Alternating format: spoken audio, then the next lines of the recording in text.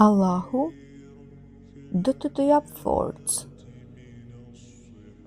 Allahu është më afër nga se ti mendon që është.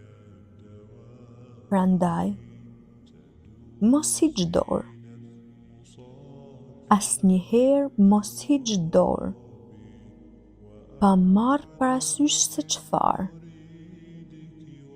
Sepse në fund të fundit jeta është plot sfida